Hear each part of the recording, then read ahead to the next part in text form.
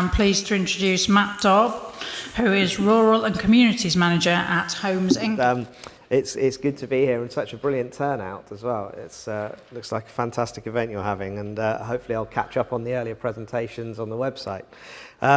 So I'm Matt Dodd. I'm from Homes England, as it says there, and I'm the Rural and Communities Manager, which is a national role on rural affordable housing, and that sort of led on to my work on community-led housing. And I want to talk to you today about the Community Housing Fund and what Homes England can do to support your ambitions to deliver community-led housing. So just quickly a little bit about Homes England. We're a relatively new agency, but came out of the Homes and Communities Agency. We're formed in January 2018, and we've been tasked with growing housing delivery in this country to meet the needs of this country. So by the mid-2020s, housing delivery should be at over 300,000 homes a year, which is an incredibly ambitious desire by government. And we're looking to do that by, as our Chief Executive Officer says, disrupting the housing market, looking at new ways of doing things. We buy land, we get land ready for the market, we take surplus public sector land and get that ready. We invest in affordable homes through our Affordable Homes programme, and all that adds up to billions of pounds worth of investment in the UK housing market, both affordable and market housing. So we have quite a big role, and in amongst that there are various different types of fund, and one of those is the Community Housing Fund, which is the one that I'm probably most interested in.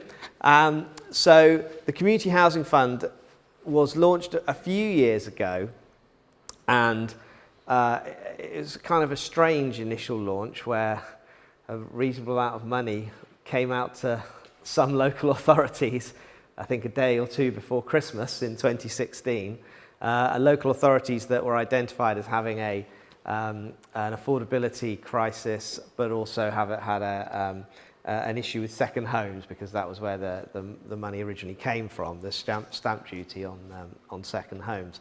And that sort of first phase of money went out to local authorities directly from the department, the Ministry of Housing, Communities and Local Government, with their task to increase capacity and increase community-led housing in their areas. Now, when it was first announced, there was going to be a lot more funding, and that took a little bit of time to come through. But that element of the funding has come to Homes England to deliver. So that's what we see here. So that's £163 million.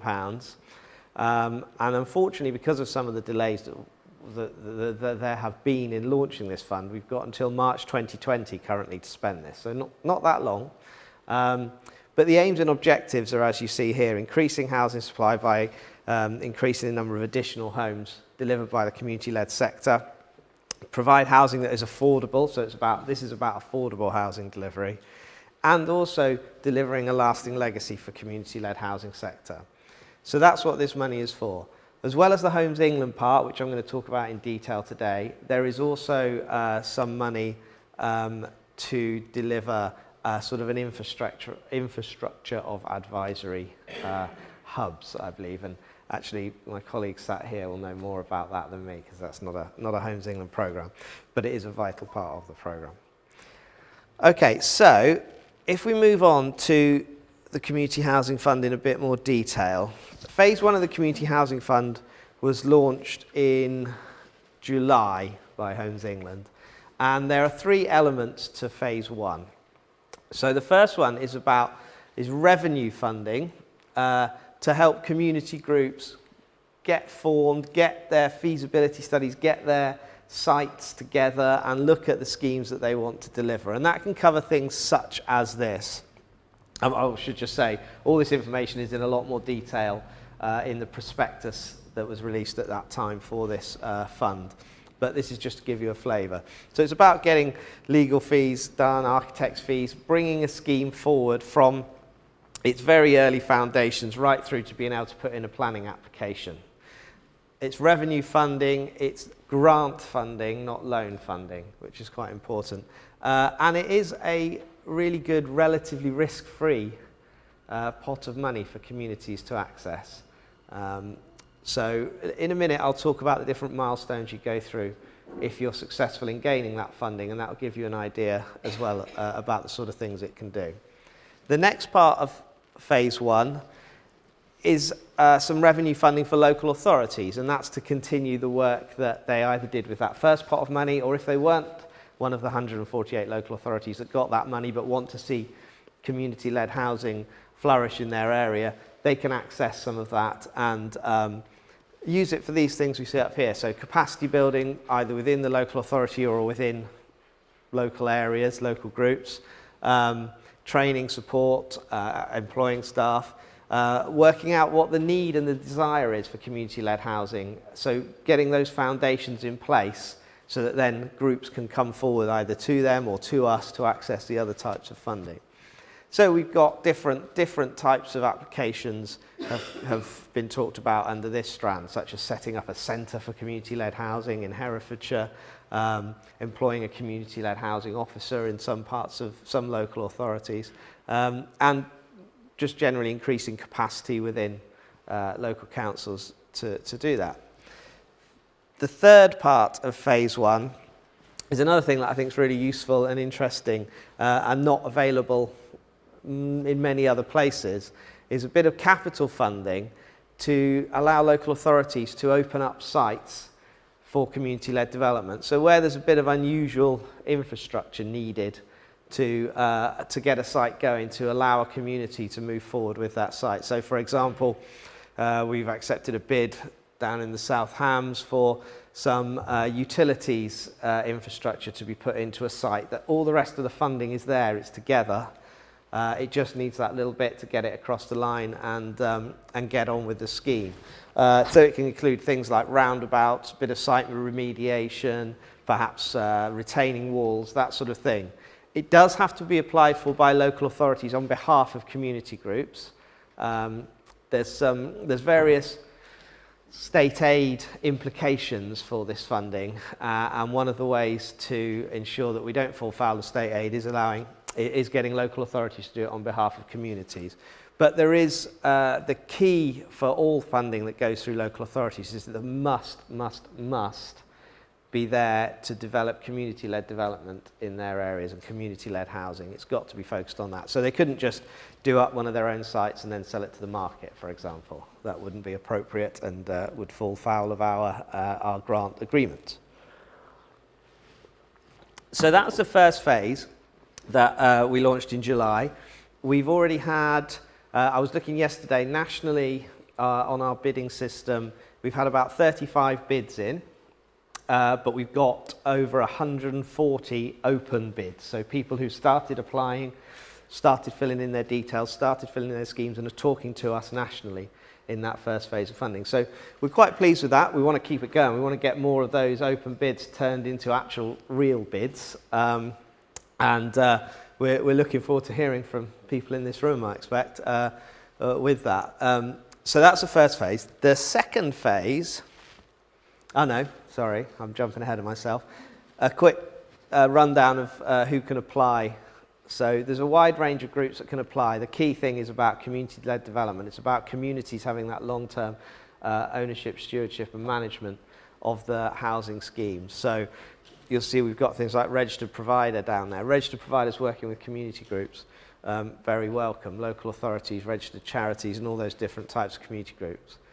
We've seen so far in the bids that have come forward, mainly community land trusts, co-housing groups and co-op groups, with some local authorities applying for a little bit of infrastructure. That's been the sort of the pattern at the moment. And it's very much not contained within a rural or urban setting. It's both. All sorts of different schemes, from the sort of 12-home village scheme to houses dotted around big housing estates in Bristol, but led by a community land trust.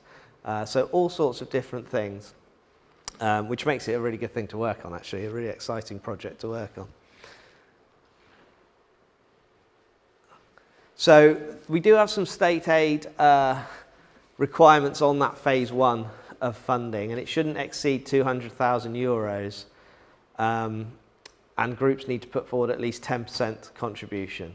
So this is for the community groups applying. That's less so for the infrastructure work and the local authorities, but for community groups applying, this is the general rule.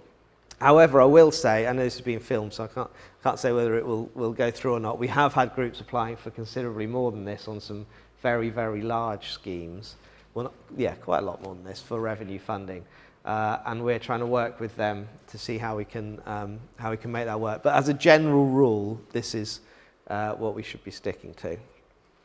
Value for money and deliverability are key assessment criteria. But deliverability, on a scheme like these, we want to see that there's a good idea of what can be delivered and what consultation's been done with local communities, local authorities, so that groups can show that they own the scheme and they have a good chance of getting to planning permission stage. So for that first phase, particularly around the community groups getting to planning permission, these are the way we pay it is through milestone payments. So if you were successful in getting a grant, you wouldn't just get a big chunk of money up front. You have to show that you self-certify that you meet these criteria, and then it comes through in milestones. Milestone 4 we'd expect to be right at the end when you are ready or have put in for planning permission. As with all community-led development, as soon as we try and write down too much about what we expect, someone comes up with something completely different that is just as valid. So I would also say, come and talk to us if you think it doesn't quite fit in to these sort of things, but you've got a good scheme and you want it to, come and talk to us. And when I say come and talk to us, I'm actually, although I've got a national role on this, I'm sort of lead in the southwest area, which this is just in the southeast area in our thing. So it's actually Becky Ashley or Francine Peck, but their names are up on our website, so you can contact them. But also feel free to contact me too, because I can always point you in the right direction. Right, the next bit, phase 2, which I jumped onto ages ago, but this is where we're actually at with phase 2. This is the capital funding. So this is the funding to actually get things built. Once you've got your planning permission, you're all ready to go. This is where groups, registered providers working with groups and others can apply for some capital funding. So it's about construction of new homes and also refurbishment and conversion of existing properties, which can also include the acquisition of existing properties. If it's providing additional housing into the additional affordable housing, in this case, into the housing market and into the village, community, neighbourhood, then we're interested in it. And we can also look at land acquisition to unlock some community-led homes as well. So that might work well. So there's a range of things we can fund with this. There are it is more complicated than this in that, depending on the type of tenure you want to do, depends on who can apply. So if you're looking at discounted, so affordable or social rent, to take grant from us, you need to become a registered provider or work with a registered provider. For low-cost home ownership products, that is not the case. But that's something to consider and something to talk to us about. It can certainly be done. There's groups that have done it. There's groups that have chosen to work with a registered provider. It depends on how you see best going forward. But come and talk to us, and we can come up with the best route for you to go down. So I think that's probably all I want to say at the moment. That's the place to go to find out all this in much more detail and sit down at sort of your leisure, read through the prospectus, find out who to contact to ask more questions, and find out if you might be eligible for the funding. So have a look at that. Contact me, contact Becky, Francine, someone at Homes England, and we'll come and help you out.